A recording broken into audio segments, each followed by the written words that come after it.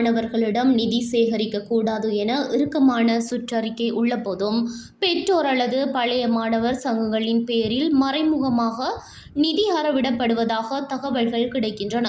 இத்தகைய முறைகேடான நிதி அறவீடுகளை கண்காணித்து தடுத்து நிறுத்த வேண்டிய முழு பொறுப்பும் கல்வி நிர்வாக அதிகாரிகளையே சாரும் என வடக்கு மாகாண கௌரவ ஆளுநர் என் வேதநாயகன் தெரிவித்தார்.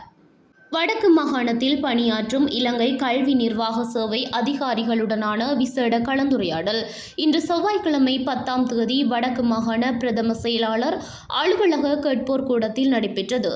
இதில் கலந்து கொண்டு உரையாற்றும் போதே ஆளுநர் இவ்வாறு தெரிவித்தார். இக்கலந்துரையாடலில் ஆளுநரின் செயலாளர், கல்வி அமைச்சின் செயலாளர், பிரதி பிரதம செயலாளர்கள், மாகாண கல்வி பணிப்பாளர் உள்ளிட்ட உயர் அதிகாரிகளும் கல்வி நிர்வாக சேவை அதிகாரிகளும் பங்கேற்றனர். ஆளுநர் தனது உரையில் இலங்கையிலேயே 5 மாவட்டங்களை கொண்ட ஒரே மாகாண சபை இதுவாகும். யாழ்ப்பாணம் தவிர்ந்த ஏனைய 4 மாவட்டங்களிலும் பல கிராமங்கள் தனிமைப்படுத்தப்பட்ட நிலையில் உள்ளன. அங்குள்ள மாணவர்கள் அந்தந்த கிராம பாடசாலைகளையே முழுமையாக நம்பியுள்ளனர்.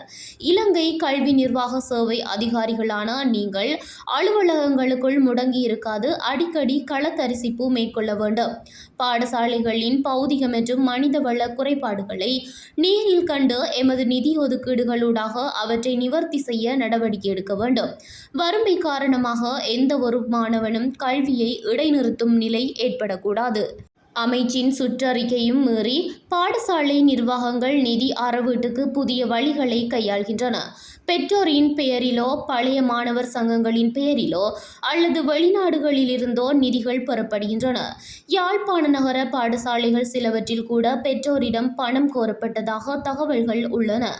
கௌரவ பிரதமர் அவர்களே, பெற்றோரிடம் பணம் அறவிட வேண்டாம், திறன் பலகைகள் வழங்கப்படும் என கூறியுள்ள நிலையில் இச்செயற்பாடுகள் ஏற்புடையதல்ல.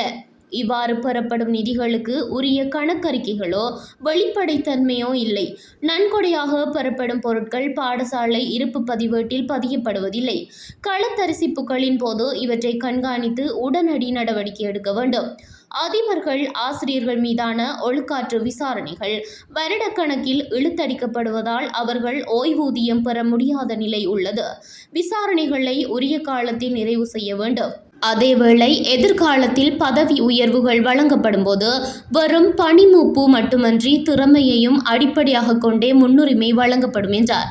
மாணவர்களிடமும் பரீட்சை கட்டணம் அறவிடக்கூடாது எனவும் அதற்கான செலவை மாகாண சபையே ஏற்கும் எனவும் ஏற்கனவே முடிவெடுக்கப்பட்டமையை சுட்டிக்காட்டியதுடன் 1ஆம் தவணை பரீட்சையை பாடசாலைகள் நடத்தினாலும் அதற்கான நிதியை மாகாணம் வழங்கும் என தெளிவான அறிவுறுத்தல் இதன்போது வழங்கப்பட்டது.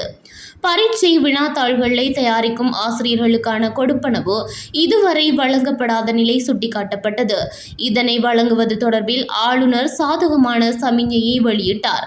மாகாண மட்டத்தில் பரீட்சை பெறுபவர்களை பல்கலைக்கழகங்களின் உதவியுடன் விஞ்ஞானபூர்வமாக ஆய்வு செய்து கல்வி தரத்தை உயர்த்த நடவடிக்கை எடுக்கப்படுவதற்கும் தீர்மானிக்கப்பட்டது. கடந்த காலங்களில் கோட்டக்கல்வி பணிப்பாளர் பதவிக்கு இலங்கை கல்வி நிர்வாக சேவை அதிகாரிகள் பற்றாக்குறையால் பாடசாலை அதிபர்கள் நியமிக்கப்பட்டனர்.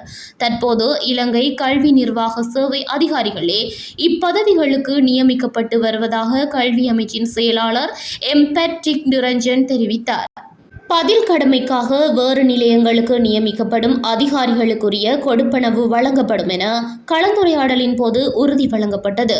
களத்தரிசிப்புக்கு செல்வதற்கான வாகன பற்றாக்குறை குறித்து அதிகாரிகளால் சுட்டிக்காட்டப்பட்டது. மேலும் இலங்கை கல்வி நிர்வாக சேவை அதிகாரிகளுக்கான இடமாற்ற கொள்கை தயாரிக்கப்படும் போது சங்கத்தின் கருத்துக்களும் உள்வாங்கப்படும் என உறுதியளிக்கப்பட்டது.